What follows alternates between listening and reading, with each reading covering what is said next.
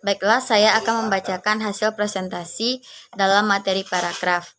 Yang pertama, pengertian paragraf, yaitu satuan bahasa yang mengungkapkan sebuah gagasan utama atau sebuah pokok pikiran, atau disebut dengan seperangkat kalimat yang membicarakan sebuah gagasan atau topik. Penempatan pokok pikiran atau gagasan utama dalam paragraf terdapat di awal atau paragraf deduktif, kedua di akhir atau paragraf induktif, ketiga di awal dan akhir yaitu paragraf campuran atau abduktif, keempat di semua kalimat merupakan deskriptif dan naratifnya.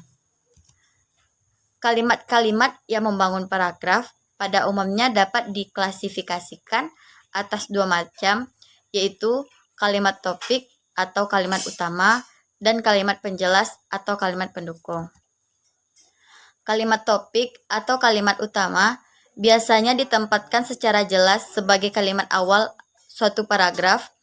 Kalimat utama ini kemudian dikembangkan dengan sejumlah kalimat penjelas sehingga ide atau gagasan yang terkandung dalam kalimat utama itu menjadi semakin jelas.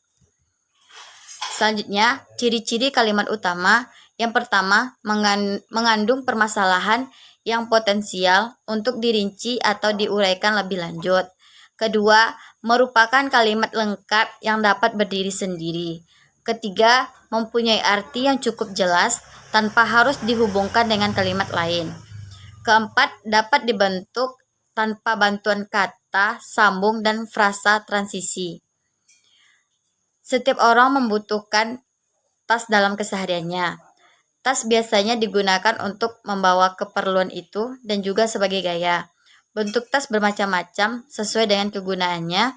Untuk gaya biasanya berukuran kecil dan untuk keperluan sehari-hari biasanya berukuran besar. Warna tas biasanya sesuai dengan warna baju yang dikenakan. Warna hitam sering digunakan untuk sehari-hari.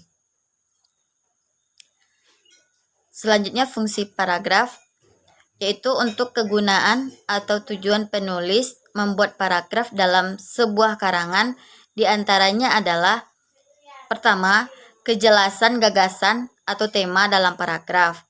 Kedua, pengonsentrasian pikiran pada gagasan melalui perhatian. Ketiga, keindahan karangan. Selanjutnya, persyaratan paragraf. Pertama, kesatuan paragraf hanya memiliki satu pikiran utama atau gagasan utama, kalimat lainnya sebagai penjelas. Kedua, koherensi paragraf, keserasian hubungan tinggal balik antar kalimat dan sebuah paragraf. Selanjutnya, pengembangan paragraf. Pertama, metode contoh, penjelasan melalui contoh-contoh. Kedua, metode analogi. Ketiga, metode klimaks atau anti klimaks. Metode perbandingan pertentangan, cara untuk menambah penjelasan sebuah paparan. Kedua, metode klasifikasi. Ketiga, metode kausal. Paragraf proses mengantarkan pembaca ke tahap-tahap kejadian. Setiap penjelas berpangkal pada kalimat sebelumnya. Metode definisi menjelaskan hakikat gagasan paragraf biasa terdapat di awal karangan dengan memperhatikan pertama, penempatan pokok dalam penjelas, kedua, penentuan ciri khas konsep tersebut, ketiga, pemberian definisi terbatas tentang konsep. Metode deduktif dan induksi menyajikan pernyataan umum sebagai gagasan dan diikuti pernyataan khusus dan kalimat penjelas. Dan selanjutnya, pembagian paragraf menurut fungsinya. Yang pertama, paragraf pembuka. Kedua, paragraf penghubung atau transisi atau pengembang isi. Ketiga, paragraf penutup. Yang terbagi atas dua, paragraf peralihan dan paragraf dialog. Selanjutnya, paragraf pembuka atau pendahuluan. Paragraf ini mengantarkan suatu karangan atau pokok-pokok pikiran dalam bagian karangan itu.